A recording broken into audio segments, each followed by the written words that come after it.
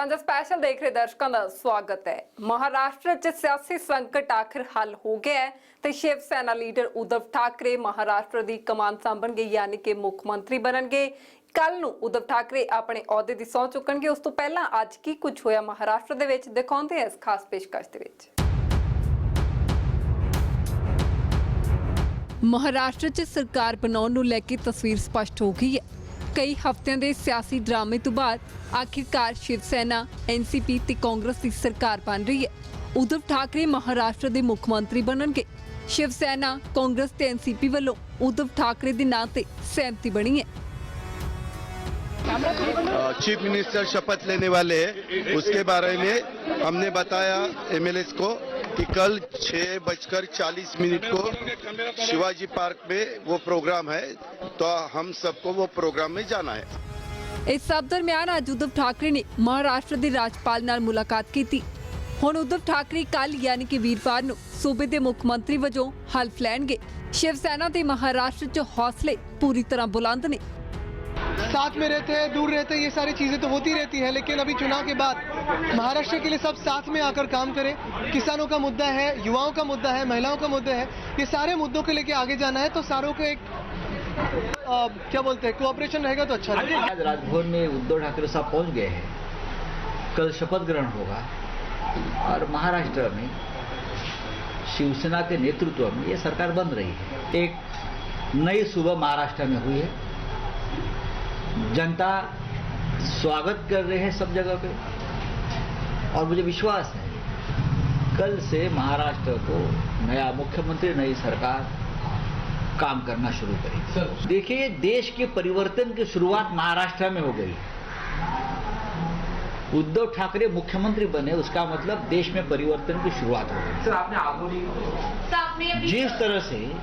जिस तरह से महाराष्ट्र में शिवसेना के हाथ में कमान न जाए, इसलिए भारतीय जनता पार्टी की तरफ से चाहे दिल्ली हो चाहे महाराष्ट्र के सत्ताधीश हो, कोई अघोरी प्रयोग किए। मैं अघोरी शब्द जानबूझकर यूज कर रहा हूं। अघोरी का मतलब आप समझ लीजिए, कुछ भी करे लेकिन सत्ता हाथ में रखे। महाराष्ट्र की जनता ने ये सब कुछ उद्ध्वस्त कर दिया। शरद पवार साहब हो, उद्धव ठाकरे जी हो, कांग्रेस के नेतागण हो, सब एक साथ आए और ये अघोरी प्रयोग को खत्म कर दिया। महाराष्ट्र ने देश को एक नई सुबह दिखाई है। उद्धव ठाकरे ਨੂੰ ਆਪਣੀ ਸਰਕਾਰ 'ਚ ਬਹੁਮਤ ਸਾਬਤ ਕਰਨ ਲਈ 3 ਦਸੰਬਰ ਦਾ ਸਮਾਂ ਮਿਲਿਆ, यानी कि ठाकरे ਨੂੰ 7 दिन ਦੇ ਅੰਦਰ ਬਹੁਮਤ ਸਾਬਤ ਕਰਨਾ ਪਏਗਾ। महाराष्ट्र च मुख मंत्री कौन होवेगा, इस अहुदे ते सहमति बन चुकी है। फिलहाल मंत्री का चेहरा कौन होवेगा, इस सामने आना बाकी है। आज कई विधायक विधान सभा च सौं चुकन लई पहुंचे। इस दौरान एनसीपी लीडर सुप्रिया सुले विधान सभा च सब का स्वागत कर रहे सन। इसी दौरान ही पिछले कई दिनों तो रिश्तिਆਂ ਚ आई तलखी च भी कुछ नरमी देखने को मिली। ਜਦੋਂ अजीत पवार विधान सभा च पहुंचे तो सुप्रिया सुले ने तमाम गिले शिकवे भुला के अजीत पवार की गली लग के उन्हां दा स्वागत किया। ये पल इसलिए खास है क्योंकि हाल ही च अजीत पवार ने बीजेपी नूं समर्थन दे दिता सी ते सूबे दे उप मुख मंत्री बन गए सन। इस तो बाद एनसीपी मुखी शरद पवार ने नाराजगी जाहिर करदिआं अजीत पवार दे फैसले नूं पार्टी का नहीं बल्कि उन्हां दा निजी फैसला दस्सिआ सी। हालांकि बाद च अजीत पवार ने डिप्टी सीएम दे अहुदे तो अस्तीफा दे के वापसी कर लई।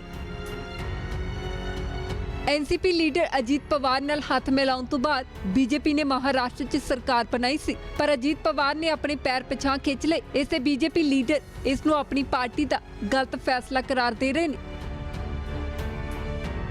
तो मेरा व्यक्तिगत मत यह है कि अजय दादा पवार के साथ भारतीय जनता पार्टी ने नहीं जाना था, जिसके ऊपर हमने आक्षेप लिए हैं, जिनके ऊपर आरोप हमने किए हैं, और जो हमने बार बार बताया कि सिंचाई घोटाला, बहुत बड़ा घोटाला हमारे महाराष्ट्र में हुआ है, तो उनके साथ नहीं जाना चाहिए था। मैं नहीं मानता अजय दादा को धोखेबाज। मैं ये बता, अजय दादा को धोखेबाज मानने से पहले हमने उनको क्यों लिया? जब आपको पता था कि अजय दादा के ऊपर एलिगेशंस आपने किए थे, तो ऐसे आदमी को हमने लेना ही नहीं था। ਮਹਾਰਾਸ਼ਟਰ 'ਚ 21 ਅਕਤੂਬਰ ਨੂੰ ਵਿਧਾਨ ਸਭਾ ਚੋਣ ਹੋਈ ਸੀ ਤੇ 24 ਅਕਤੂਬਰ ਨੂੰ ਚੋਣਾਂ ਦੇ ਨਤੀਜੇ ਆਏ ਸਨ। ਉਦੋਂ ਤੋਂ ਲੈ ਕੇ ਹੁਣ ਤੱਕ ਮਹਾਰਾਸ਼ਟਰ 'ਚ ਸਿਆਸੀ ਸੰਕਟ ਗਰਮਾਇਆ ਰਿਹਾ। ਪਰ ਹੁਣ ਮਹਾਰਾਸ਼ਟਰ ਦੀ ਤਸਵੀਰ ਸਪਸ਼ਟ ਹੋ ਗਈ ਹੈ ਤੇ ਉद्धਵ ਠਾਕਰੇ ਮਹਾਰਾਸ਼ਟਰ ਦੇ ਮੁੱਖ ਮੰਤਰੀ ਹੋਣਗੇ ਤੇ ਹੁਣ ਮਹਾਰਾਸ਼ਟਰ 'ਚ ਸ਼ਿਵ ਸੈਨਾ, ਕਾਂਗਰਸ ਤੇ ਐਨਸੀਪੀ ਗਠਜੋੜ ਦੀ ਸਰਕਾਰ ਰਾਜ ਕਰੇਗੀ। ਸਾਂਝਾ ਸਪੈਸ਼ਲ 'ਚ ਵੇਲਾ ਫਿਲਹਾਲ ਇੱਕ ਛੋਟੀ ਜਿਹੀ ਬ੍ਰੇਕ ਤੇ ਉਸ ਪਾਰ ਸਾਡੀ ਖਾਸ ਪੇਸ਼ਕਸ਼ ਜਾਰੀ ਰਹੇਗੀ।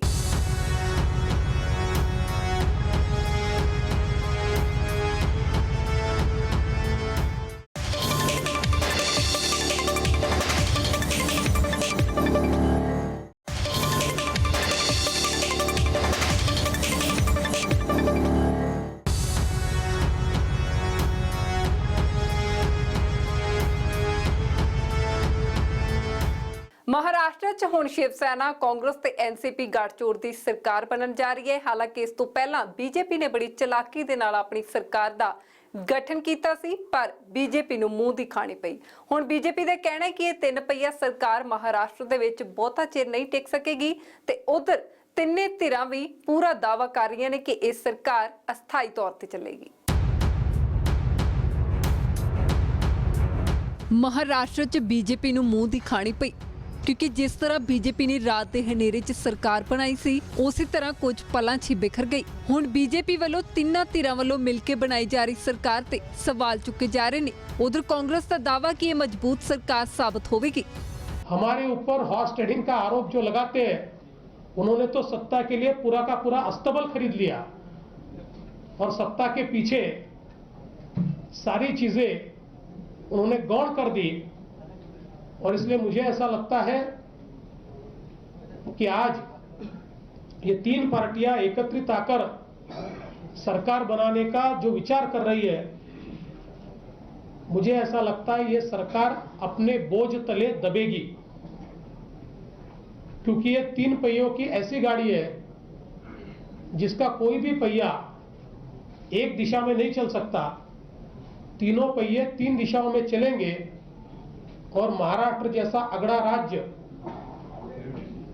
इसकी क्या परिस्थिति होगी इसके बारे में मैं कह नहीं सकता। भारतीय जनता पार्टी 105 जीती थी, हमारे पास 119 था। जब हमारे पास सीटें नहीं थी तो हमने राज्यपाल जी को कहा कि हम बहुमत हमारे पास नहीं है, हम सरकार नहीं बनाएंगे। लेकिन अजीत पवार जी जब हमारे साथ आए तो हमने सरकार बनाया। गवर्नर साहब को भी मालूम था कि एनसीपी के विधायक दल के नेता अजीत पवार हैं, उन्होंने लिख कर दिया तो उन्होंने हमारी सरकार बनाई। जब अजीत पवार जी ने कहा कि उनके पास बहुमत नहीं है, विधायक ज़्यादा साथ नहीं है, 1 मिनट लगाया, देवेंद्र फडणवीस जी ने इस्तीफा दिया। लेकिन हम मानते हैं कि हम महाराष्ट्र की जनता की सेवा करते रहेंगे। कांग्रेस को जवाब देना है कि वो शिवसेना के साथ और उसके विचारों से सहमत होकर सत्ता के लिए जिस तरह का गठबंधन उसने किया है, उसको पूरे देश में जवाब देना है। शिवसेना को जवाब देना है कि वो कांग्रेस के साथ जिस तरह की सरकार बनानी है। जहाँ तक देवेंद्र फडणवीस जी और बीजेपी का सवाल है, हम विपक्ष में रहकर भी महाराष्ट्र पर नज़र रखेंगे और महाराष्ट्र में कोई भी गड़बड़ी करने का मौका हम ये 3 पहिए वाली सरकार को नहीं देंगे। पहले शिवसेना ने यह तय किया था कि उनके परिवार का कोई आदमी कभी भी सक्रिय राजनीति में नहीं आएगा, पर वक्त बदलता है। बाला साहब के जाने के बाद उनके उद्धव ठाकरे जी के बेटे विधानसभा का चुनाव लड़े, निर्वाचित हुए। तो आज वक्त का तकाजा है, समय की मांग है कि वो परिवार राजनीति में आए। सबसे बड़ा दल है, तो मुख्यमंत्री के रूप में तीनों दलों ने मिलकर उनको चुना है और हमें उम्मीद है कि अगले 5 साल के लिए हम एक स्थिर, अस्थायी और महाराष्ट्र के विकास को समर्पित सरकार देंगे। विरोधियों वालों बीजेपी ते संविधान की हत्या करने दे तंज कसे जा रहे हैं, क्योंकि जेकर पूरे घटनाक्रम ते नजर मारिए तो बीजेपी ने चलाकी खेडदियां शुक्रवार पूरी रात गंढ तुप करके शनिवार दिन चढ़दियां नूं अपनी सरकार का गठन कर दिता सी, जिस खिलाफ शिव सेना, कांग्रेस ते एनसीपी ने सुप्रीम कोर्ट का दरवाजा खड़काया सी। कल एक तरफ सारा देश संविधान दिवस मना रहा था, दूसरी ओर भारतीय जनता पार्टी की केंद्र सरकार ने और विशेष रूप से प्रधानमंत्री और गृह मंत्री जी ने जो कुछ भी किया वहाँ महाराष्ट्र में संविधान की हत्या हुई। झूठ, धोखा और विश्वासघात की कीमत पर एक अल्पमत की सरकार बनाई गई, जिसमें जिस तरह राष्ट्रपति शासन हटाया गया वो भी संविधान का माहौल उड़ाने जैसा था। कुल मिलाकर जिस संविधान की संरचना बाबा साहब भीमराव अंबेडकर, पंडित जवाहरलाल नेहरू, सरदार पटेल, मौलाना अबुल कलाम आज़ाद आदि बड़े नेताओं ने की थी, भारतीय जनता पार्टी ने उसका उल्लंघन किया, उसको तोड़ा, पर जनविश्वास जीत गया, महाराष्ट्र जीत गया और उस सरकार को जाना पड़ा। उधर देवेंद्र फडणवीस ने कल मुख्य मंत्री ਦੇ ਅਹੁਦੇ ਤੋਂ ਅਸਤੀਫਾ ਦੇਣ ਤੋਂ ਬਾਅਦ मजबूत विरोधी धिर बनाने ਦਾ दावा ਕੀਤਾ ਸੀ। लेकिन हमने भारतीय जनता पार्टी के रूप में तय किया है, हम विपक्ष में बैठेंगे, एक जागरूक विपक्ष का काम हम करेंगे, जनता का आवाज हम बनेंगे, किसानों की, गरीबों की, सर्वसामान्य लोगों की समस्याएं सरकार तक ले जाएंगे, उसके लिए लड़ेंगे, उसके लिए संघर्ष करेंगे। जो काम हमने महाराष्ट्र में शुरू किया है वो आगे चले, इसके लिए सहकार्य भी हम करेंगे।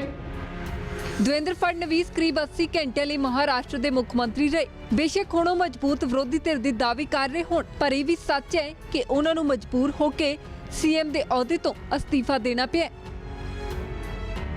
मैं समझता हूं बड़े बेआबरू होकर, बड़ी बेशर्मी के साथ संविधान का मजाक उड़ाते हुए, उसकी हत्या करते हुए देवेंद्र फडणवीस ने रात के अंधेरे में जो खेल खेला था और सुबह बिना दुनिया को बताए मीडिया को भी विश्वास में नहीं लिया, अपने नेताओं को विश्वास में नहीं लिया जो महाराष्ट्र के थे, शपथ जो ग्रहण की थी, पाप का अंत ऐसा ही होता है जैसा देवेंद्र फडणवीस का हुआ। महाराष्ट्र 'ਚ ਕਈ ਦਿਨਾਂ ਦੇ ਸਿਆਸੀ ਸੰਕਟ ਤੋਂ ਬਾਅਦ ਸ਼ਿਵ ਸੈਨਾ, ਕਾਂਗਰਸ ਤੇ ਐਨਸੀਪੀ ਵਿਚਾਲੇ ਗੱਠਜੋੜ ਤੇ ਸ਼ੁੱਕਰਵਾਰ ਰਾਤ ਸਹਿਮਤੀ ਬਣੀ ਸੀ।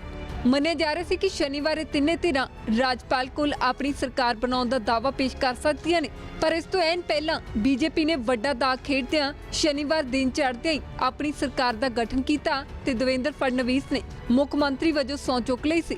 ਜਿੰਨੀ ਛੇਤੀ ਦੇਵੇਂਦਰ ਫਡਣਵੀਸ ਨੇ ਸਹੁੰ ਚੁੱਕੀ, ਉਨੀ ਹੀ ਕਾਲ ਨਾਲ ਫਿਰ ਆਪਣੇ ਅਹੁਦੇ ਤੋਂ ਅਸਤੀਫਾ ਵੀ ਦੇ ਦਿੱਤਾ ਤੇ ਇਹ ਸੱਚ ਹੈ ਕਿ ਮਹਾਰਾਸ਼ਟਰ ਦੇ ਪੂਰੇ ਘਟਨਾਕ੍ਰਮ ਨਾਲ ਬੀਜੇਪੀ ਦਾ ਸਿਆਸੀ ਗ੍ਰਾਫ ਕੁਝ ਹੱਦ ਤੱਕ ਤਾਂ ਹੇਠਾਂ ਜ਼ਰੂਰ ਆਇਆ ਹੈ। ਸਾਂਝਾ ਸਪੈਸ਼ਲ 'ਚ ਰੁਕਦੇ ਹਾਂ ਫਿਲਹਾਲ ਇੱਕ ਹੋਰ ਛੋਟੀ ਜਿਹੀ ਬ੍ਰੇਕ ਦੇ ਲਈ।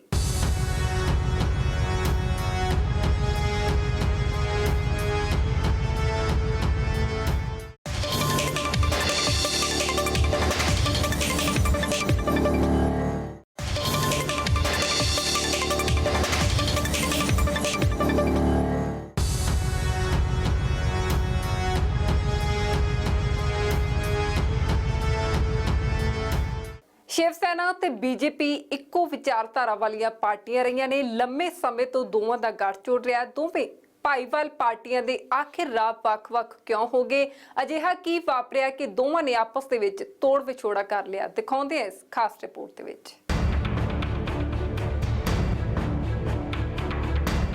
महाराष्ट्र च सियासी संकट चोण नतीजा बाद ही पैदा हो गया सी, क्योंकि किसी भी पार्टी नूं स्पष्ट बहुमत नहीं मिलिया सी।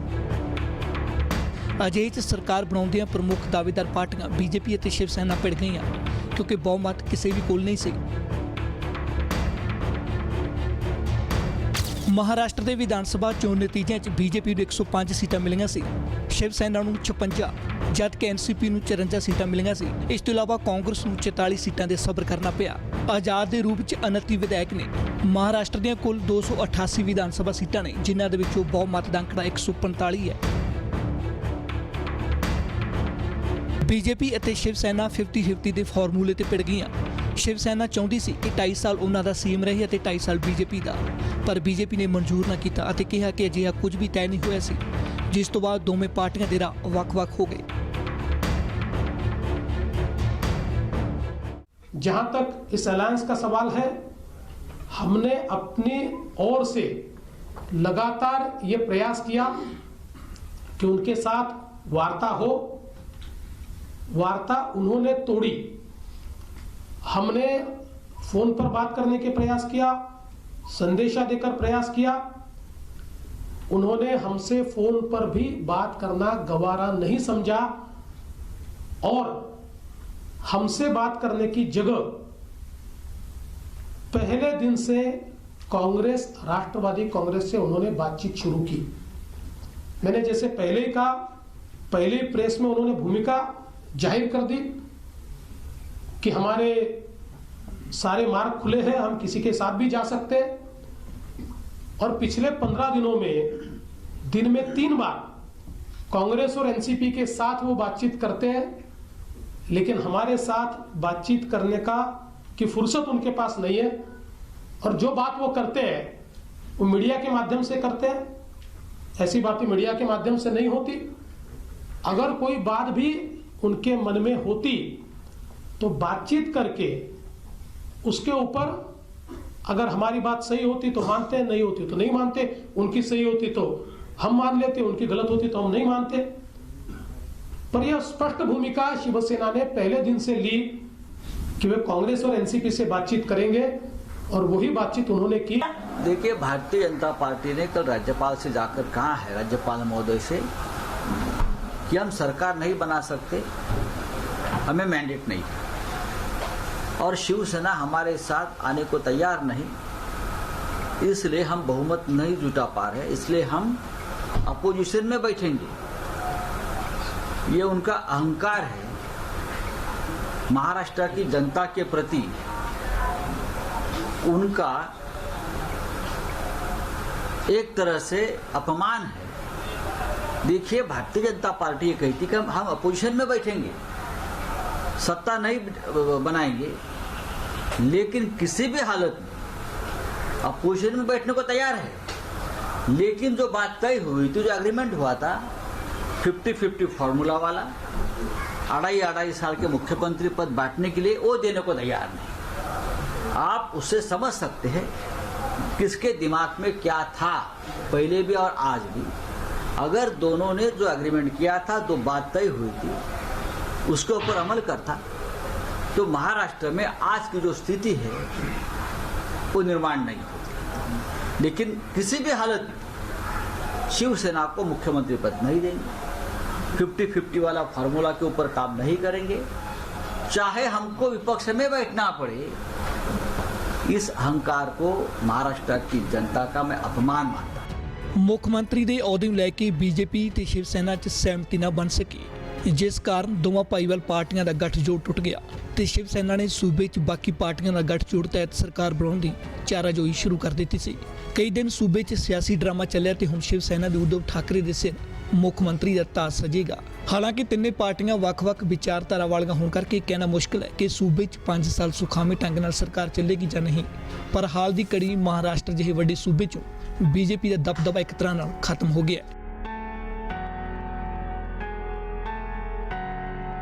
ਸਾਂਝਾ ਸਪੈਸ਼ਲ ਚਾਰਜ ਦੇ ਲਈ ਇੰਨਾ ਹੀ। ਮੈਨੂੰ ਦਿਓ ਇਜਾਜ਼ਤ। ਦੇਸ਼ ਦੁਨੀਆ ਤੇ ਪੰਜਾਬ ਦੀ ਹਰ ਵੱਡੀ ਖਬਰ ਦੇ ਲਈ ਤੁਸੀਂ ਦੇਖਦੇ ਰਹੋ ABP ਸਾਂਝਾ।